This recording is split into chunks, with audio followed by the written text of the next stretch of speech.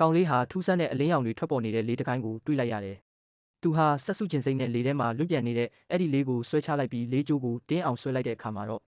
ပတ်ဝန်းကျင်ကလေထုဟာရုပ်ကြီးဆိုသလိုထက်မြက်တဲ့များတွေဖြစ်ပြောင်းလဲသွားပါတော့တယ်။အဲ့ဒီနောက်များတွေဟာရွှေရောင်နဂါးတစ်ကောင်ဖြစ်အသွင်ပြောင်းသွားပြီးကောင်းကင်ယံစီတန်တန်မတ်မတ်ပြန်တက်သွားခဲ့ပါတယ်။ရွှေရောင်နဂါးဟာအဝေးကတောင်တန်းတွေကိုထိုးဖောက်သွားပြီးထွက်ပေါ်လာတဲ့မိုးကြိုးပါမှာဟိန်းဟောက်တန်ကြောင့်မျိုးနွယ်စုရဲ့လူကြီးသူမတွေပါတတိပြုမိသွားကြတယ်။တစုံတစ်ယောက်ကအဲ့ဒီလေးကိုထိတွေ့လိုက်ပြီဆိုတာသူတို့သိလိုက်တာကြောင့်ချက်ချင်းပဲဝင်းထဲကိုပြေးထွက်ကြည့်ကြတာပေါ့ဒီလေးဟာအလေးချိန်အဖြစ်900ကီလိုဂရမ်ပိတ်တာ300ကျော်အောင်ရှိတာပါနှစ်ပေါင်းရာချီတဲ့အထိဘယ်သူမှဒီလေးကိုမဆွဲနိုင်ခဲ့ကြဘူးဒါကြောင့်လူကြီးသူမတွေကဒီများကိုပြစ်ခတ်လိုက်တဲ့သူကိုမရရအောင်ရှာဖို့အမိန့်ပေးလိုက်ကြတယ်ဒါဟာသူတို့မျိုးနွယ်စုပြန်လဲအင်အားကြီးမှလာဖို့အတွက်တော့ချက်ပဲလေဒါပေမဲ့အဲ့ဒီလူဟာသူတို့အမြဲတမ်းအထင်သေးခဲ့ကြတဲ့ကောင်လေးဖြစ်နေမယ်လို့သူတို့လုံးဝမထင်ထားခဲ့ကြပါဘူးတစ်ဖက်မှာလည်းကောင်လေးရဲ့ဦးလေးဖြစ်သူဟာမျိုးနွယ်စုကောင်းဆောင်နေရာကိုမက်မောနေတာကြပါပြီသူကလူအလုံးကိုအာနာအနှင်းဖို့အမိန့်ပေးတဲ့အခါမှာတော့အဖွားဖြစ်သူကခေါင်းဆောင်ဖြစ်ချင်ရင်တရားမျှတတဲ့ပြိုင်ပွဲမှာအနိုင်ယူရမယ်လို့ရာဇသံပစ်လိုက်ပါတယ်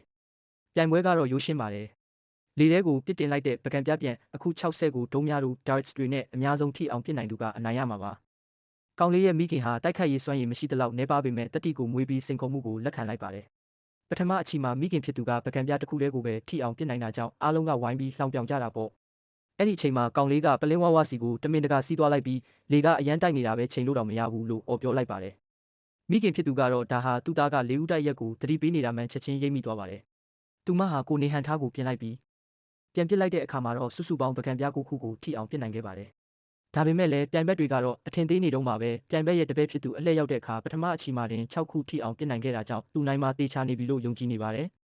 ဒုတိယအကြိမ်ပစ်လိုက်တဲ့အခါမှာတော့ကောင်လေးကတိတ်တဆိတ်လက်ချောင်းလေးတွေကိုလှုပ်ရှားပြီးဒုံးများတွေရဲ့လမ်းကြောင်းကိုထိန်းချုပ်လိုက်ပါတယ်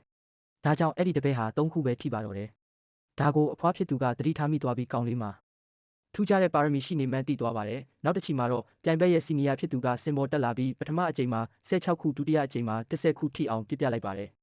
သူ့ရဲ့စွမ်းဆောင်ရည်ကြောင့်အားလုံးမှင်သက်သွားရတာပေါ့သူကမောက်မောက်မာမာနဲ့ဘသူငါ့ကိုရှင်းဝန်းတလဲလို့ကြွေးကြော်လိုက်ပါတယ်အဲ့ဒီအချိန်မှာအဖွားဖြစ်သူကကောင်လေးစီလျှောက်သွားပြီးစင်ပေါ်တက်ဖို့ပြောလိုက်ပါတယ်ကလေးတယောက်ကိုလွတ်ပြီးတိုက်ခိုက်ခိုင်းနေတာလားဆိုပြီးလူတွေကဝိုင်းရကြပေမဲ့အဖွားကတော့ကောင်လေးရဲ့ဖုံးကွယ်ထားတဲ့အစွမ်းကိုမြင်နေရပြီလေကောင်လေးဟာစင်ပေါ်တက်သွားပြီးအဝတ်နဲ့တစားနဲ့သူ့မျက်လုံးကိုစီးလိုက်ပါတယ်ပြီးတော့ပကံပြပြန်အားလုံးကိုတပြိုင်တည်းပြစ်တင်ဖို့အော်ပြောလိုက်တယ်ပကံပြတွေလေထဲပြန်တက်သွားတဲ့အခါကောင်လေးဟာအတန်ကိုပဲနားထောင်ပြီးဒုံးများတွေကိုပစ်လွတ်လိုက်ပါတယ်အဲ့ဒီဒုံးများတွေဟာလေထဲမှာဟိုဟိုဒီဒီပြန်ဝဲသွားပြီးပကံပြအားလုံးကိုမျက်တောင်တစ်ခတ်အတွင်းအပိုင်းပိုင်းဖြစ်အောင်ဖျက်ဆီးလိုက်ပါတော့တယ်